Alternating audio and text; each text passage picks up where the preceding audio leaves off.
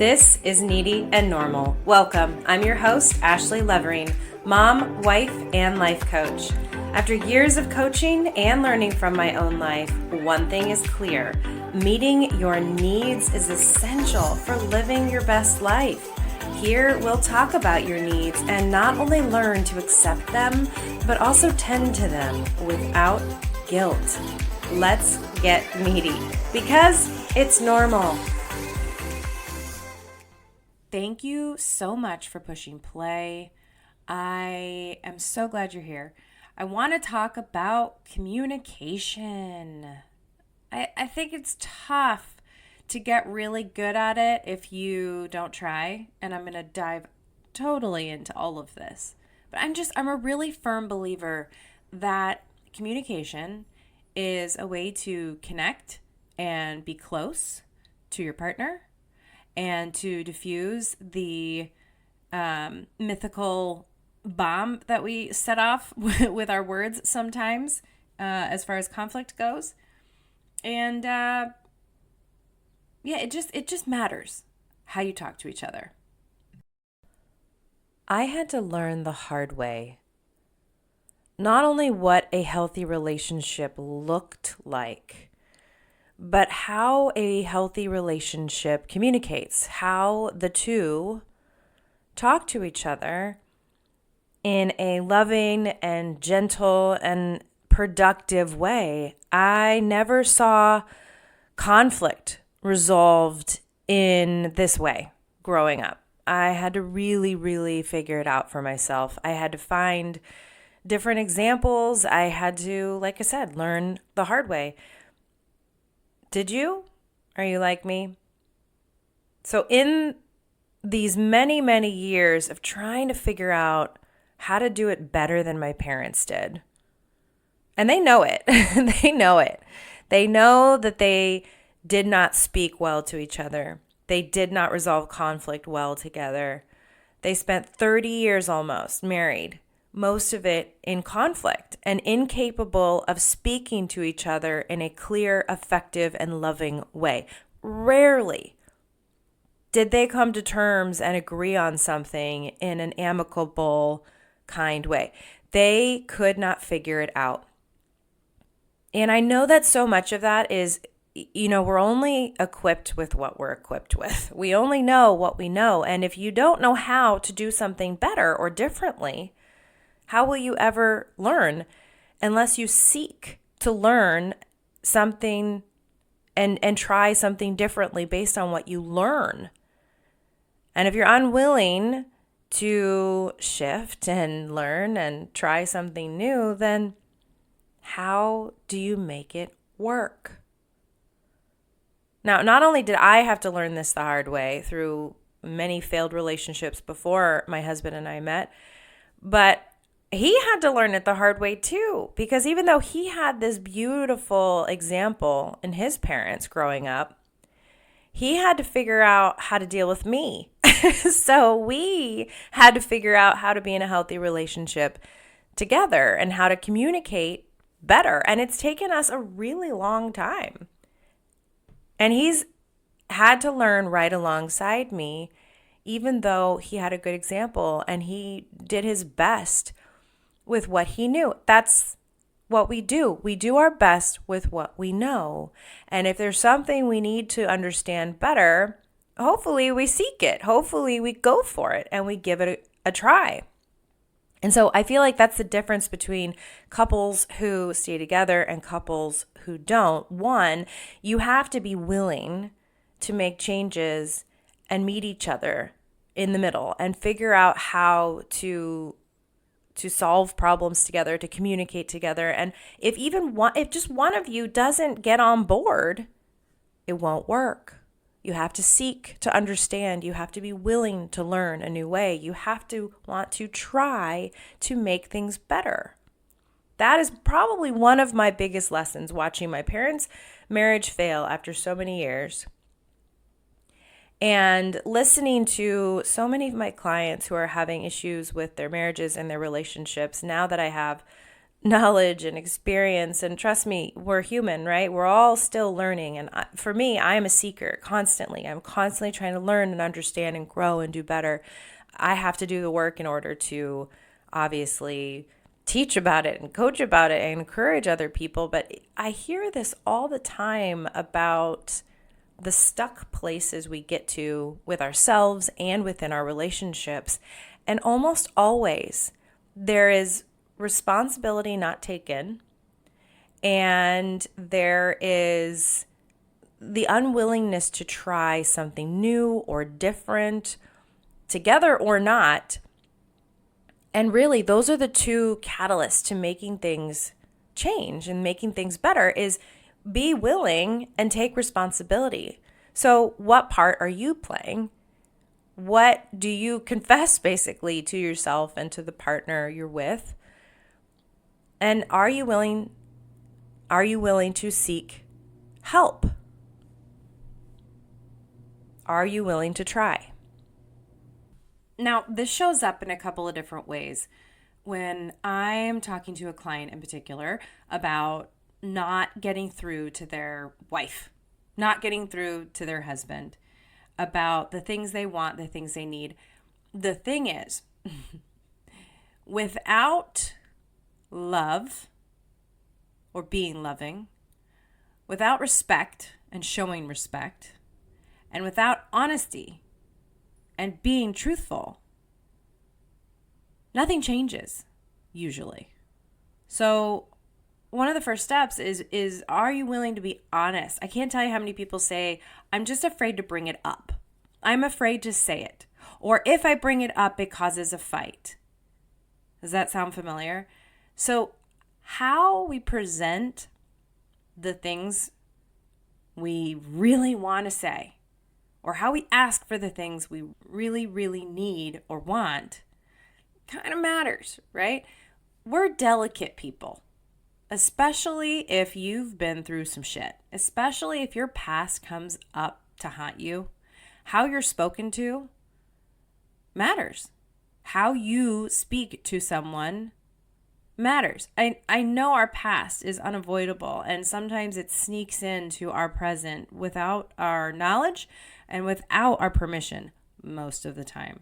So if things come out critically, towards your partner, if you're critical and you don't hear it, you don't realize it's critical because it feels natural or normal, that's your past speaking through you, right? That's something that lives with you from many years ago, most likely.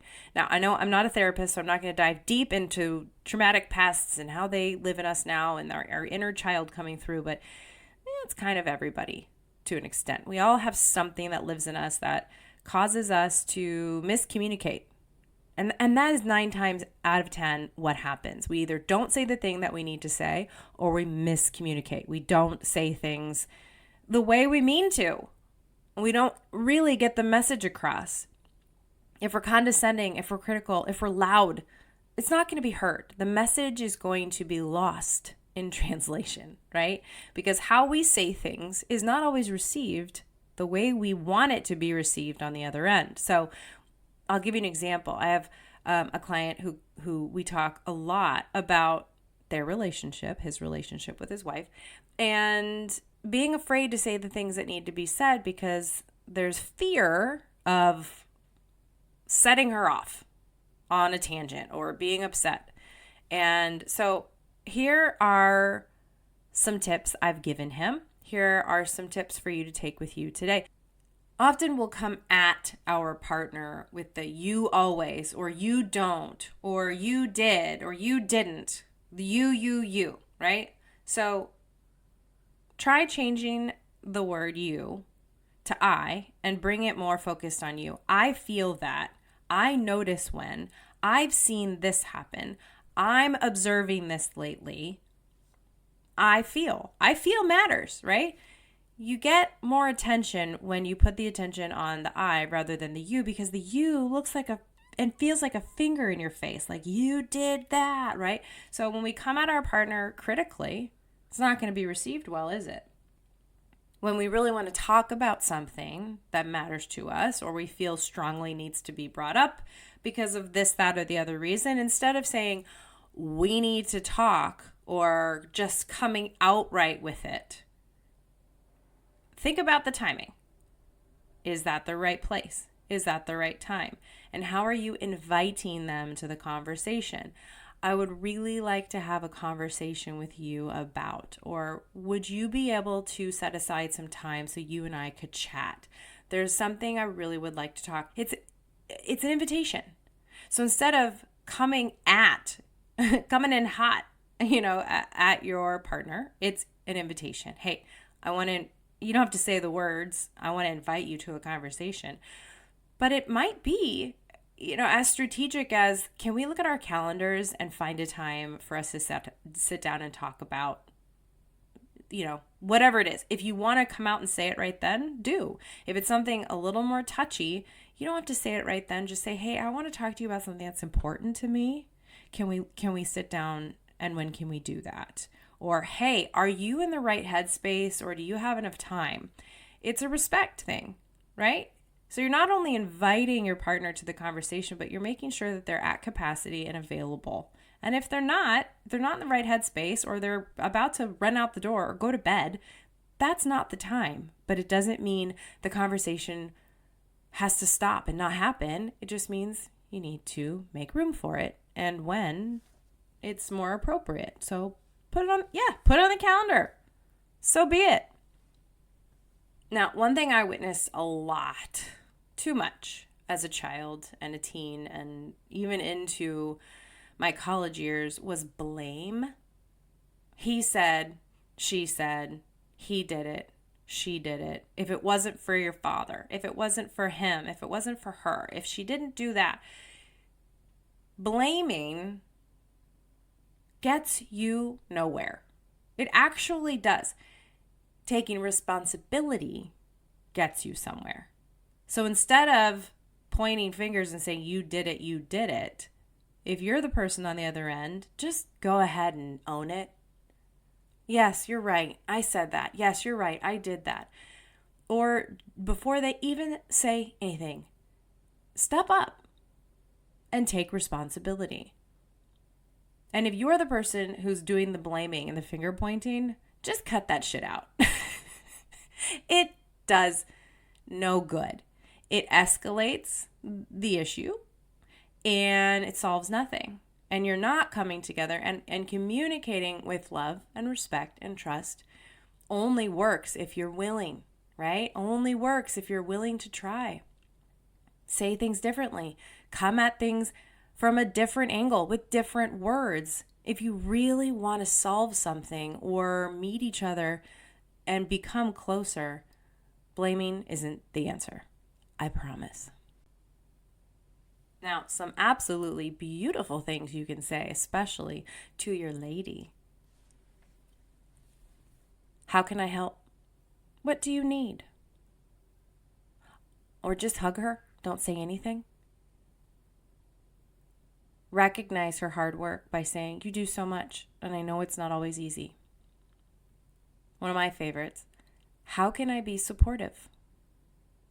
Or like the invitation I mentioned, can we talk about how to fill in the blank better? It could be, just for an example, it could be, can we talk about how we can spend more time together, how we can make time for each other? Can we talk about how to do that better? Or, hey, can we talk about how to be nicer to each other, especially in front of the kids? Whatever it may be. There's the invitation language, right? And lastly, and I know this could be such a long episode, but I am going to tie it up with a bow by reminding you, if you don't already know, about love language. I really, really, really, really, really can't stress this enough. How many reallys can I say? When you know your love language, not only can you inform your partner about it, but then you can teach them how to love you in your language. This is one of the biggest problems we face in relationships, is that we think if we love our partner in our own language, that should do the trick. that should be enough. That's incorrect. Sometimes that works. If your love language is the same, absolutely. But 9 times out of 10, your love languages may vary. They might not be exactly the same. And it's not about loving or showing love to your partner in your own language. It's about loving them in their own language and helping them meet their own needs because of that. That is one unique thing about partnership and being in a romantic relationship is we are meant to, as individuals, take care of our own needs and look out for ourselves. But we are also meant to lean on our partners and our loved ones and our close people in our lives. We are meant to have a support system. And if we find a way to better communicate with one another, we can better help each other meet our needs. Sometimes the best thing to do is not only ask yourself what you need, but open that conversation up with your partner. What do you need? What do we need? What can we do? So this is how I speak to my clients. Hey, what do you need? And what do you need to do to meet that need? If you really break that down, it really is just awareness plus action equals change or equals growth. And that is a formula I share with all of my clients, especially more lately, because it really works. Whether you're trying to communicate better, love each other better, or you have some other dilemma you're working on in life with another person or on your own, this applies. Awareness plus action equals growth. And in case you need a reminder, because we all do, your needs matter because you matter. Thanks for being here. Take care. The Needy and Normal podcast is brought to you by ABL Life Coaching. Visit ablifecoaching.com to explore what life coaching with a transition coach is like and schedule your own free consultation. Thank you so much for listening today. If you liked this episode, please share it, rate it, and follow it so you don't miss an episode. And come back next week. If you're curious about coaching, visit ablifecoaching.com or find me at ABL Life Coaching on Instagram. And you can now follow Needy and Normal Pod on Instagram as well.